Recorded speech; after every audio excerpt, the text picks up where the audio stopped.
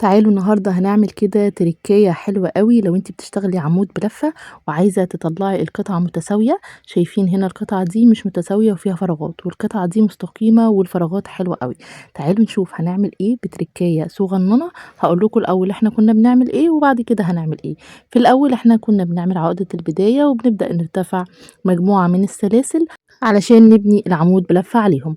وهنا عملنا مجموعة من السلاسل وهنبدأ نرتفع أول عمود، وكنا بنعمل 3 سلاسل بالشكل ده، ونيجي بمثابة دول بمثابة عمود ونقول إن هي بمثابة عمود، ونيجي في السلسلة الرابعة ونشتغل عمود بلفة عادي. وكده بدأنا السطر التاني، وهبدأ أشتغل بنفس الحكاية كل السطر كل سلسلة هتقابلني غرزة عمود بلفة. تعالوا نشوف بعد لما نخلص العواميد بلفة في السطر ده هنرتفع ازاي. وهنا بعد ما خلصت كده العواميد بلفة هبدأ ارتفع السطر التاني، وكنا بنرتفع 3 سلاسل ودول بنقول عليهم بمثابة عمود. دي الطريقة القديمة اللي احنا كنا بنرتفع بيها السلاسل عشان نبدأ السطر التاني، وكنا بنبدأ نشتغل عواميد بلفة. وبكده القطعة بتاعتي بتكون مش متساوية لان احنا بنرتفع سلاسل. تعالوا بقى اقول لكم على التركية اللي احنا نعملها علشان ما تطلعش معانا القطعة بالشكل ده، ونرتفع السطر صح علشان يطلع معانا مستقيم. طب هيفيدني بإيه ده؟ هيفيدك كتير لو انت بتعملي كوفية وعايزاها تبقى من الجنبين متساوية جدا وتبقى ما فيهاش فراغات كده ويبقى شكلها مهندم، وده بيبان فيه الاحتراف وانت بتشتغلي. فمهم جدا ان انت تعرفي الطريقة. شايفين هنا الشغل عندي مش متساوي وفي فراغات كده في اول العمود، وده طبعا لو انت بتعملي كوفية فهيبقى شكلها مش حلو. تعالوا نشوف هنعمل ايه وهنرتفع ازاي. هنا ارتفعت مجموعة من السلاسل علشان اشتغل عليهم عمود بلفة. مش هرتفع 3 سلاسل زي ما كنا بنعمل. اول سلسلة بتقابلني بعمل فيها غرزة حشو بالشكل ده، تمام. وبعد كده بيبقى عندي الشكل ده كده، بدخل كده في السلسلة دي وبسحب غرزة حشو، وبكده اول عمود اشتغل معانا او اتكون معانا. وهكمل عادي جدا مجموعة من السلاسل فوق كل سلسلة هتقابلنا لحد نهاية السطر.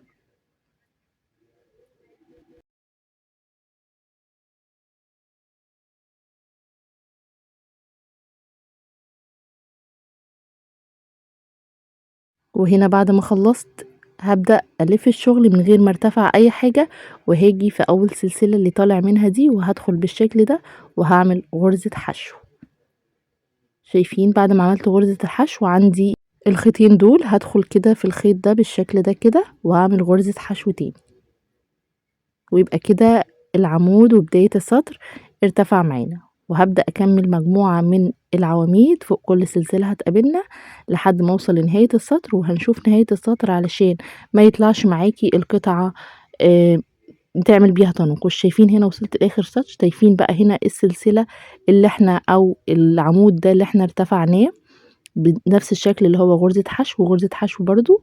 شايفين هنا عايزة اوريكم احنا ما تتخطيش العمود ده لانه مش باين. شايفين بدخل في السلسلة دي اهي، تقدري تحطي فيها ماركر لو انتي هتتخطيها، وتاخدي بالك ان انتي لازم تشتغليها.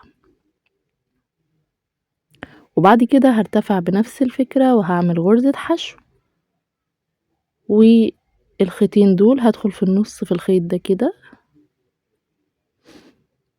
اهو، في الخيط ده كده بالشكل ده، وهسحب غرزة حشو. وبكده العمود ارتفع معانا ودي بداية السطر.